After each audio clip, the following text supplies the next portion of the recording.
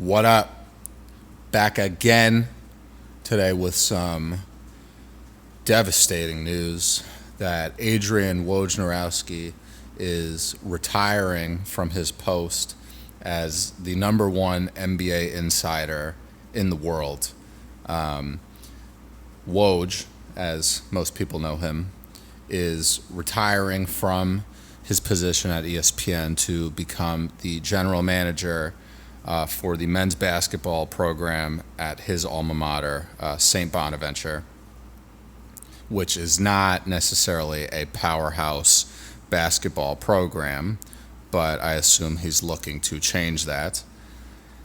And this is just a very interesting headline to me because Woj has been such a staple of the NBA world for quite some time now. I mean, he's been at ESPN for 7 years, and before that he was with Yahoo Sports, and he's just been delivering groundbreaking news about the league for such a long time. And when you see a big trade happen or a big report or story come out of the league, it's typically Woj that was the one breaking it, right? And in recent years, I mean, Shams Chanaria, I don't know if I'm saying his last name right, but Shams for short, has also become a very prominent NBA insider, which I'm sure he woke up this morning and was like, yeah, like now this is, my arena to conquer now that Woj is going to be handling some other business elsewhere. But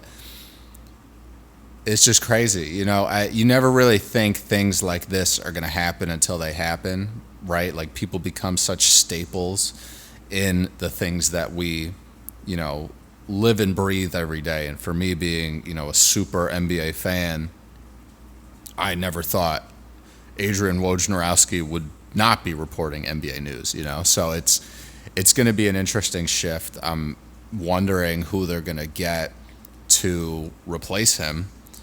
I don't really know who that would be. So I don't know if ESPN is going to try to find someone new or someone that was kind of under Woj to replace him. But I think it's just going to be difficult because so much of what Woj does or did, I guess, is, having those connections to general managers and team presidents and players and having the respect from them as well, that they were willing to give news and headlines to Woj because they knew he wasn't going to manipulate it and do something, messed up with the headline to kind of profit his own self, right?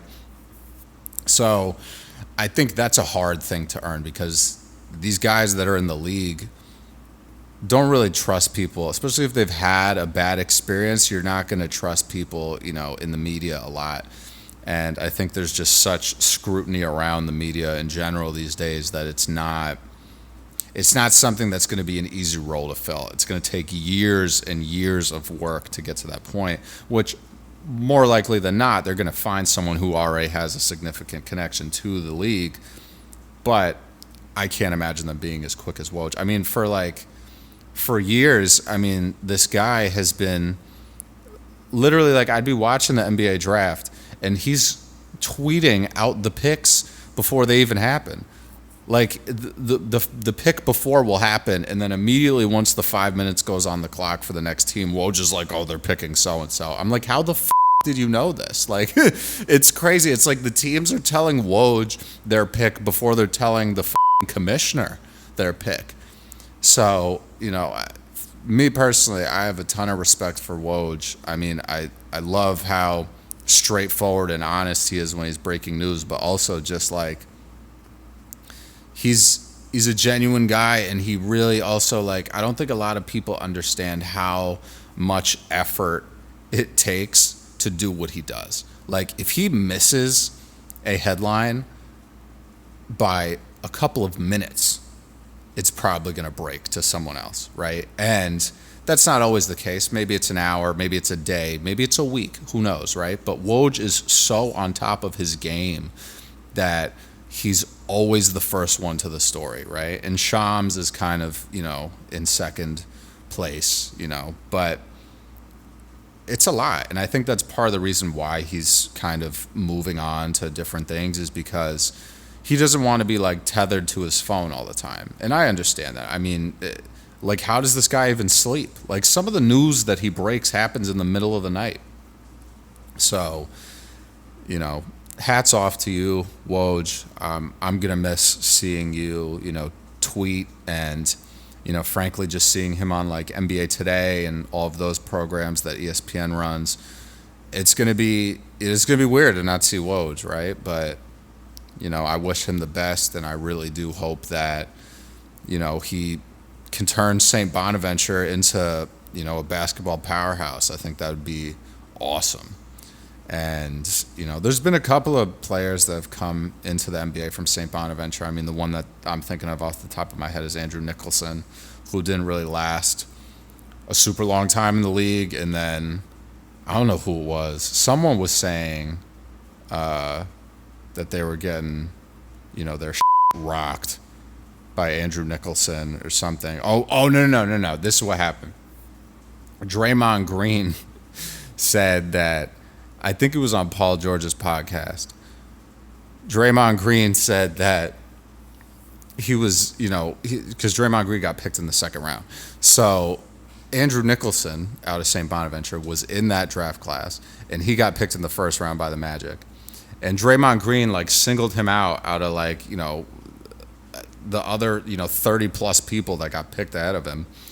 And he was like, yeah, Andrew Nicholson just doesn't look like a basketball player, And I'm just like, all right, there's tons of people that don't look like basketball players. Like, Trae Young doesn't necessarily look like a basketball player, but he's one of the best players in the league, right? So are you going to say that, Trae Young getting picked, fifth overall was a mistake because he doesn't look like a basketball player? Like, but, Draymond's just a troll sometimes, so. But my point being is that St. Bonaventure has not been a basketball powerhouse. And with Woj's ability to, be connected to NBA scouts, NBA officials, coaches, GMs, players, I think he's going to have a great network of people to, inquire about certain talent and understand, how the college game works. I think it's going to take a while for him to kind of adapt because it's a very different role than what he's been doing. But I think he's going to have, a good time, and I think he's going to turn it around for him and, make it a team that can maybe be in the NCAA tournament. I think with the transfer rules in NIL now, it's a lot different, when it comes to recruiting and, compiling a roster. So I think Woj is kind of dealing with a different game now than he would have been if he did this 10 years ago. So I think it's a good opportunity. Like I said, I wish him the best of luck. I'm going to miss seeing him on ESPN, but Woj, do your thing. And, hopefully we'll still get some tweets from you here and there, a couple of Woj bombs, but I understand it's time for you to move on to bigger and better things. So I'm not mad at you, but it's been real.